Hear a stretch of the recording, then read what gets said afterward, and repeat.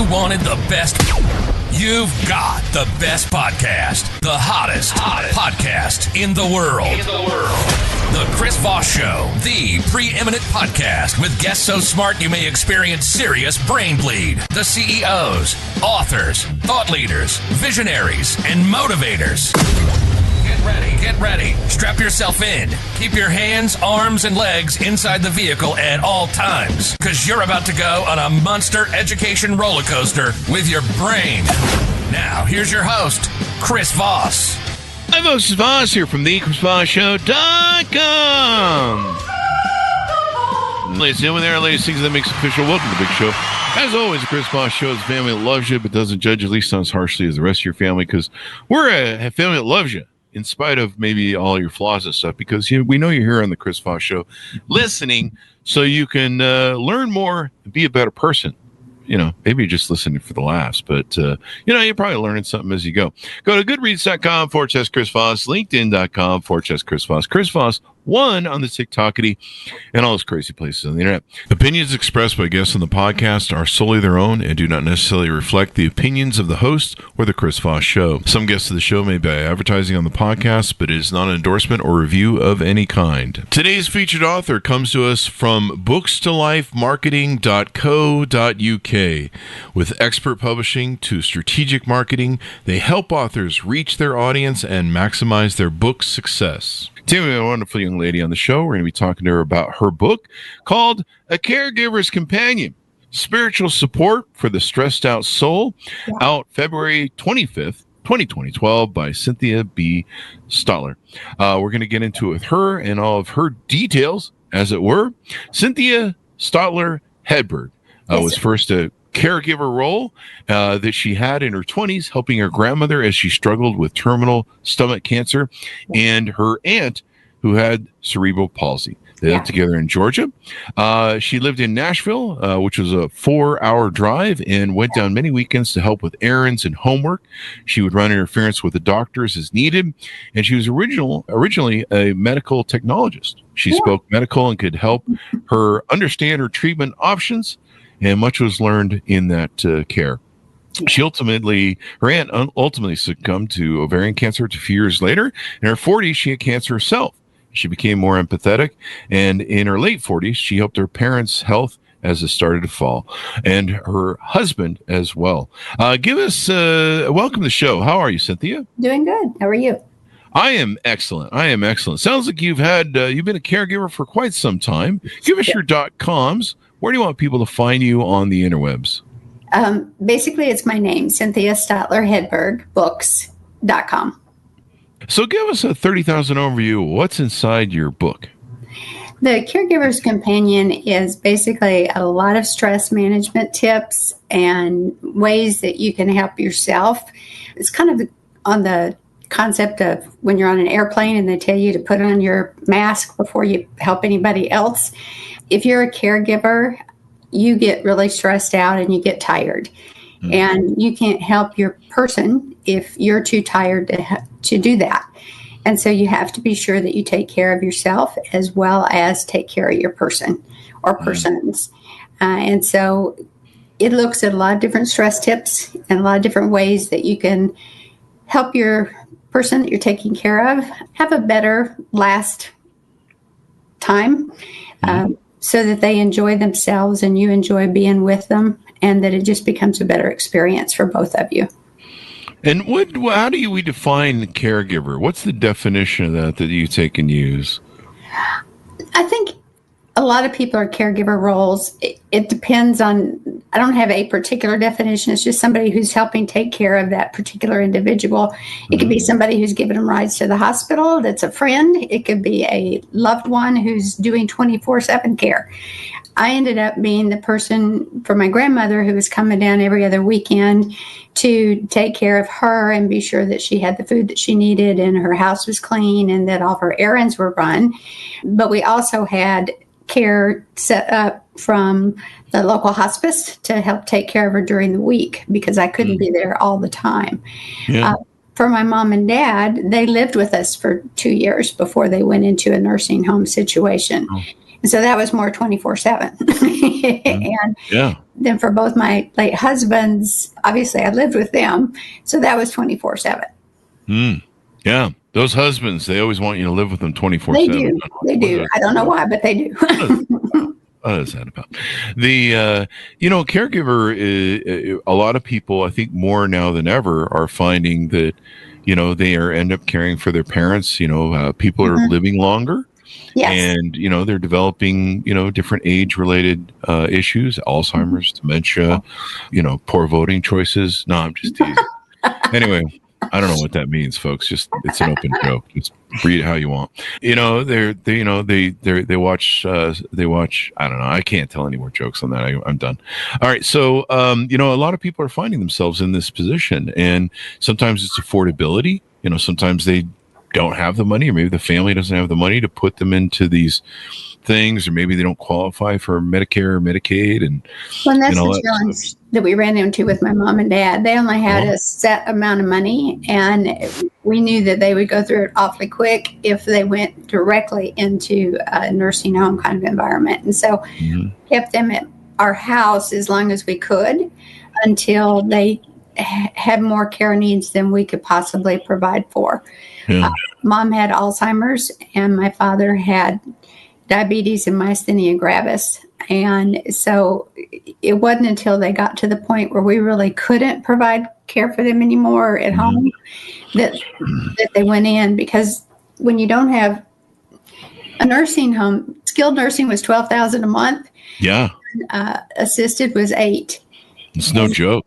Yeah. So when you're looking at $20,000 a month, to take care of your parents, that's a big chunk of change. Yeah. Will they take a check? I got plenty of checks. Well, they will if your bank account will do that. But that's true. That's my favorite joke. Will they take a check? Yeah. Anytime I see something expensive, I'm like, will they take a check? Yeah. That's a lot of money. Joke. It is a lot of money. I mean, most people don't have 20 grand laying around every month. And, my sister, when she went into care, it burns through money. These places are expensive. They're the most expensive apartments I've ever seen. Yes. For 1-bedroom apartment, that is a chunk of change. Yeah. I mean, 5,000-6,000, more, and it all depends too on, how many people it takes to bathe them, change them. Yeah. My sister, it's kind of, because she has MS, she's kind of like what you would call dead weight. So she can't hold herself up. It takes 3 people to bathe her and shower her. Well, that's why we end up eventually putting both mom and dad over into nursing room care, because my father weighed 300 pounds. And once he got to the point where he could no longer walk and he could no longer take care of himself, myasthenia gravis is kind of like MS. It shuts down your ability to move your hands, and he couldn't walk, he couldn't feed himself, he couldn't potty himself, any of those things. And at 300 pounds, I couldn't do that for him. Yeah. So we ended up having to put him into skilled nursing. And mother, once her Alzheimer's got to the point where she needed round-the-clock care as well, we had to find care for her as well too. Yeah. And this is just kind of a necessity, it's when I had my dog, I always tell people, they would be like, why are you caring for your dog that has cancer? Just throw in the towel and get it all over with. It's too much of a burden on you. And I'm like, a burden on me? This dog carried me for the first 10 years, and I have to, and it's my turn to carry her for the last one. Yeah. Let's be honest, your parents put up with all your antics as a child and changing your diapers and, letting you live. That was kind of a thing where they were probably a couple times they were probably like, I don't know about this one. Maybe that was just my parents, but no, I think it's pretty much every parent. And so, it's your turn. That's kind of how I look at it. This is the gig. They take care of you for the first 18. You can take care of them for the last 3 to 5. Yeah. I mean, this is part of the gig. We're supposed to care for one another. That's, I think, one thing that's lost, but but it does get hard, because a lot of people who are in their 50s and 60s, they have parents in their 80s, and they may still have kids at home. I mean, they still have college kids if they started late. And so it becomes a real challenge for them to look at ways to stay sane and ways to stay healthy themselves. And that's what the book's about, is it's just trying to look at ways that you can add health to yourself and add stress management techniques for yourself so that you don't end up sick while you're taking care of somebody who needs you. Yeah, and caregivers tend to get, I think they have a 6 times or 12 times higher chance of getting Alzheimer's and dementia and other things because the stress in their body of taking care of somebody who might have Alzheimer's or whatever. Well, sometimes they die earlier and stuff. There's bad stats on it, being a caregiver. It wears you out. You don't get as much sleep as you need. You're more stressed than you should be on a regular basis, and it takes a toll on you. And so the book is designed to try to help you look at ways that you can reinvigorate yourself and re-energize yourself and stay physically and mentally healthy while you're taking care of other people. And so that's what the book's about. One of the key things, and correct me if I'm wrong, or if you want to talk about this, is, we've had people talk about this before, is you got to put on your oxygen mask first, the plane analogy. You can't help others if, you're out of oxygen. No. And so you've got to make sure you've got sleep. Sleep is like the most thing. If I don't get 7, at least 7, but I need really 8. But if I don't get at least 7, I can tell that I'm off. I can tell that I'm not functioning right. If I've got less than 6, I don't even drive anymore. I just go take a nap. I can feel that I'm just off my clock. And if you do 2 or 3 days of that, then I'm really a mess and struggling. But it can be hard to do. Because like my late husband was on morphine every 2 hours.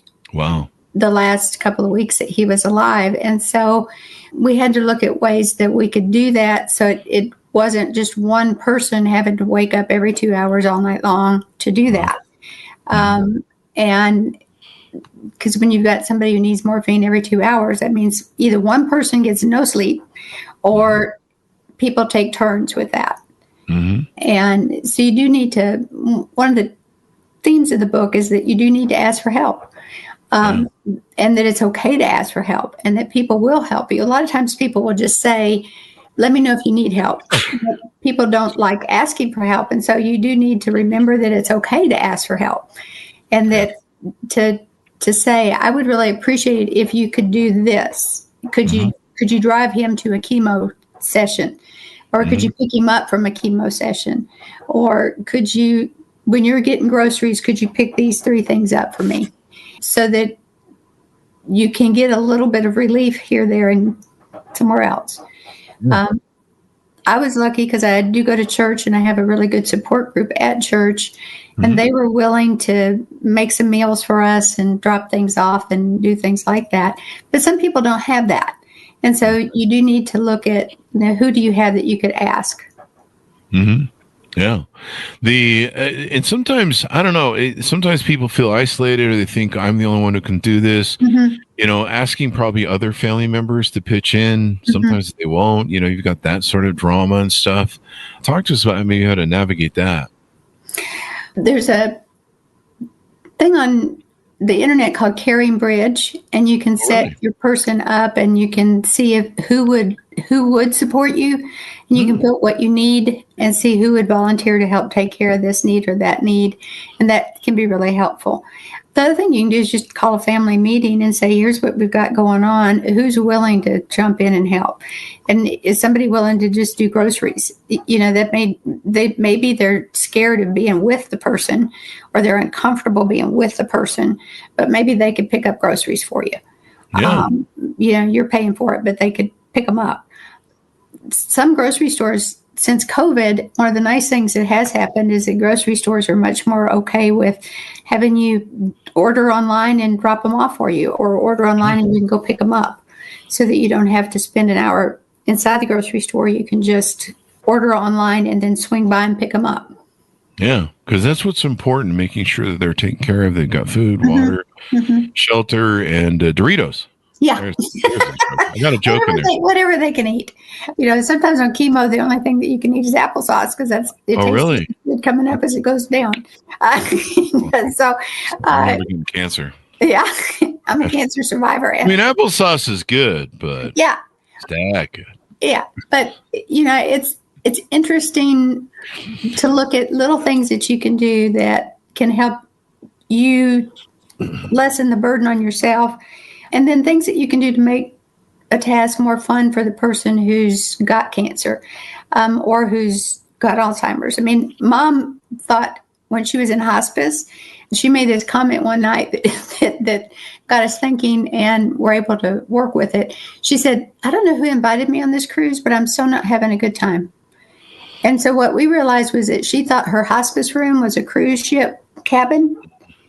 And so we decided to put up posters of cruises and have lays, and the nurses helped us with it. And my dad started talking to her about where they'd been on cruises. And so her last couple of weeks in hospice care, she thought she was on a cruise. Oh, wow. And she already had Alzheimer's, so she wasn't altogether with it, but at least she thought she was on a cruise. And so she thought she was having a good time. That might be a thing to do. My sister has really bad dementia. Maybe if we just painted her room like it was a cruise ship, and then we put something in the window to make it look like she's on the ocean, and we just so there are times when you just go with whatever's going on in their brain. If they've got Alzheimer's or dementia, you don't try to get them back to reality. You just go with where they are. Yeah. Because that just confuses them more. I think we had a chat with this with someone else yesterday on the show, where my sister used to call me every week from her care center and in dementia with MS, and she would, sing me happy birthday. And at first I would push back and try and keep her in reality, and I'd be like, Delana, it's not my birthday, and then that would make her very upset. Yeah. And she would get confused at why she had it wrong. She would feel bad. And I'm like, you don't have to feel bad, Delana. I'm just letting you know. And then I realized that I needed to play along, and that was better for her. And so I started saying, when she would call me every week, say it's your birthday, I'd be like, oh, thanks for remembering. I really appreciate that. It made her happy. Yeah. There was no confusion, and I just played along. And so you just got older. You got wiser. I mean, I don't know. I'm not equipped to do these things, but this is why it's important with people like you that are educating people, writing books about them, talking about them. What's the hardest thing that you've found in all your years of caretaking and journeying through life? What's the hardest thing that you've found that you've maybe learned to overcome? Maybe things that maybe people don't see coming at them when they start the caretaker role that they should try and, master fairly quickly or something. For me, I think the hardest part was just realizing and being aware that death was going to be there, and that you needed to prepare for that. And you can't be 100% prepared, but to know that it is coming, to go ahead and make as good of preparations ahead of time as you can. Mm-hmm. When my first husband passed away, we had not gotten our heads around the fact that he was really going to die. Even though the doctors had told us he was terminal, we had just not, the kids and I had not gotten our ducks in a row and our brains ready for that. And we hadn't done some of the basic stuff that we needed to do. When my second husband got diagnosed as terminal, I put every plan in motion for everything that we could do ahead of time. We did ahead of time. And so when it actually happened, and it did come out of the blue, they weren't expecting him to pass away. When he did pass away, he caught the flu on top of all the cancer stuff and just went like that. But we had everything ready. And so we knew what to do, how we already had it planned. Everything was taken care of. And you didn't panic. You didn't have that, oh goodness, it didn't rock our world. Even though we weren't ready for it right that second and didn't know it was about to happen, it didn't rock our world. And so having all that stuff pre-done, and my kids give me a hard time because I've already got everything done for me. And they're like, why are you doing that? I'm like, well, because I just don't want you to have to deal with this. Yeah. It's a nice thing to pass on. I guess it's a lot of work, but it's a nice thing to pass on So, by having that work done because, a lot of times, it's hard enough. I mean, you're going through grief, your yes.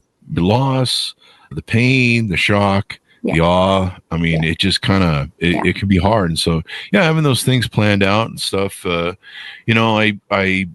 I've had a hard time losing my dogs over the years. I've lost 3 dogs now. It is It's really hard. it is hard.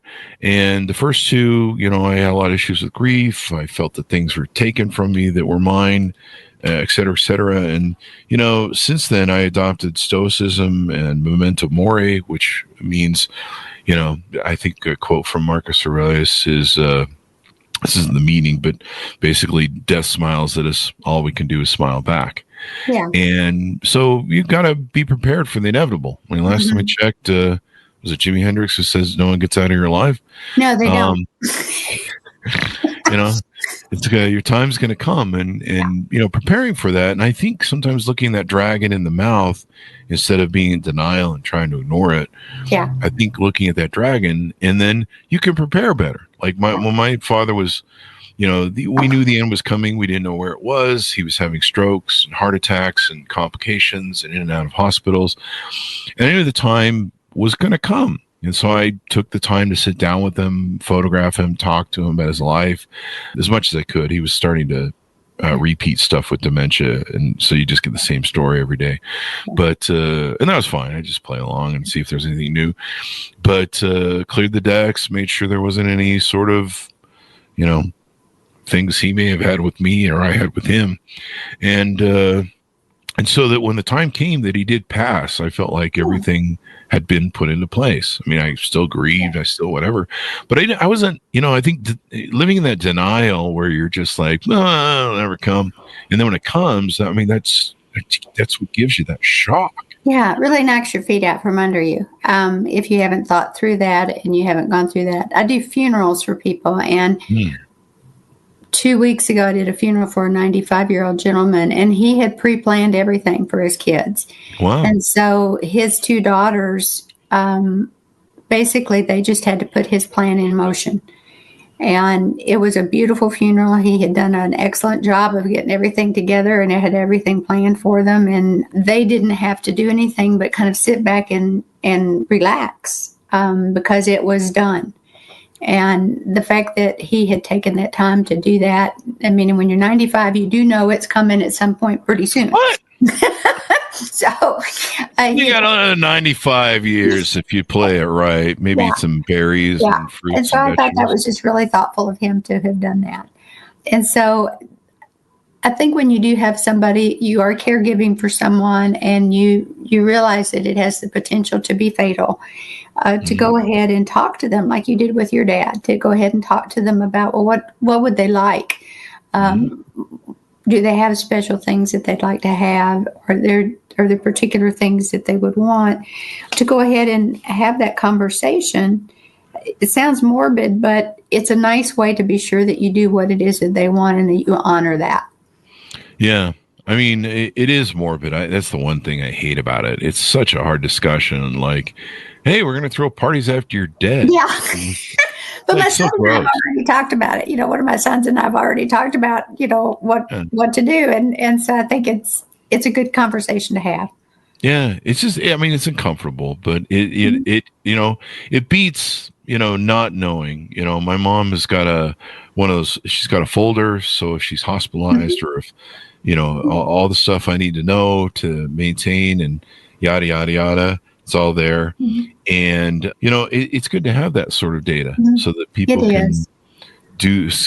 can then they can just focus on celebrating your life and all that sort of good stuff. And some doctors are comfortable having that conversation with your patient and oh, really? You, and some are not.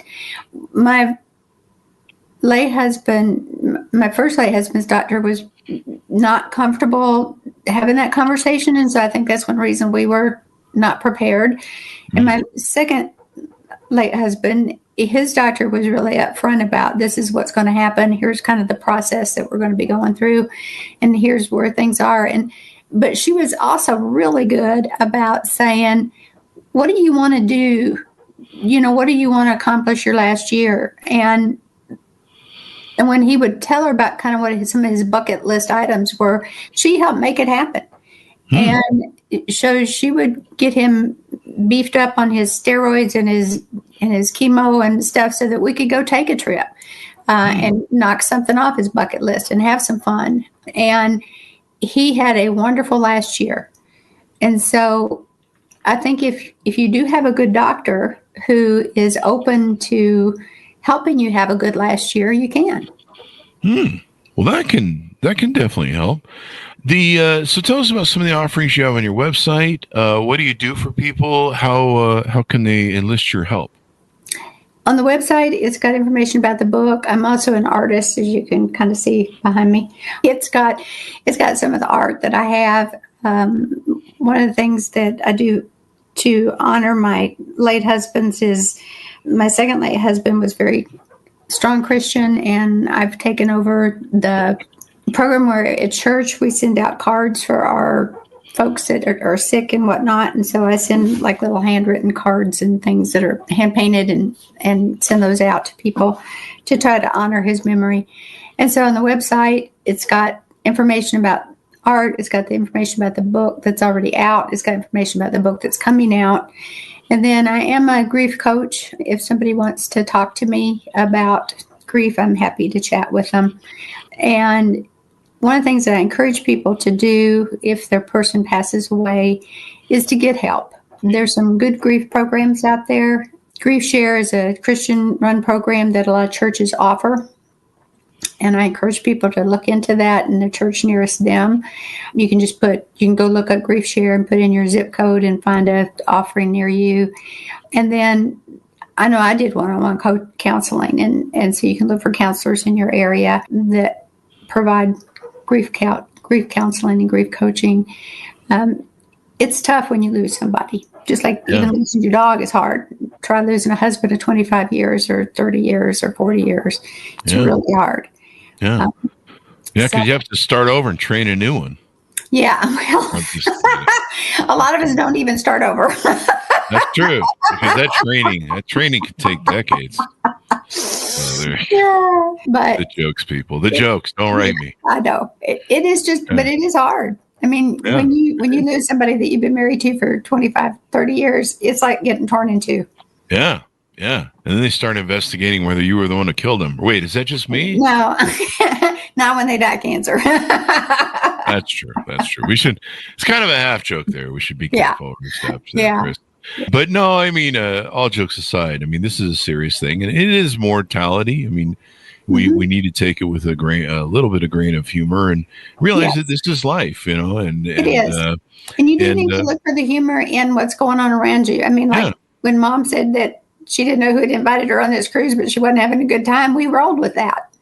Yeah, and my dad was a hoot. He had a really good sense of humor. And we tried to make his life as fun as we could. He was diabetic, but the nurses were good about the fact that he loved to go get Reuben and a beer. And so once a week, they would let his blood sugar go sky high with a Reuben and a beer, and then they would just pump him full of insulin when he got back home.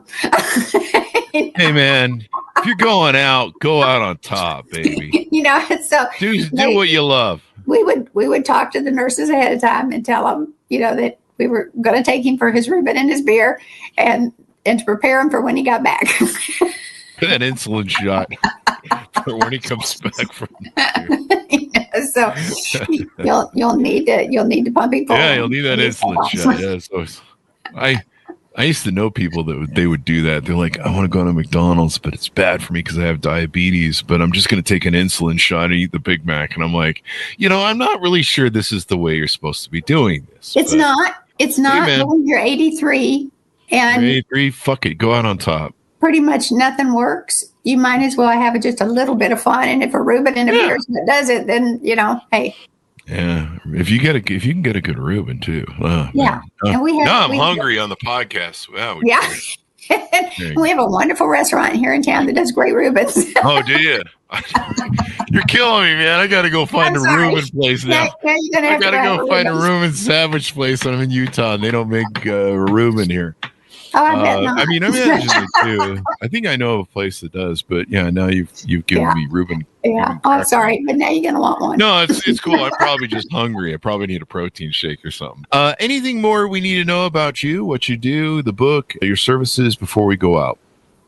I just want people to know that if they are either in a caregiving mode or they know somebody who is, the book's less than $10.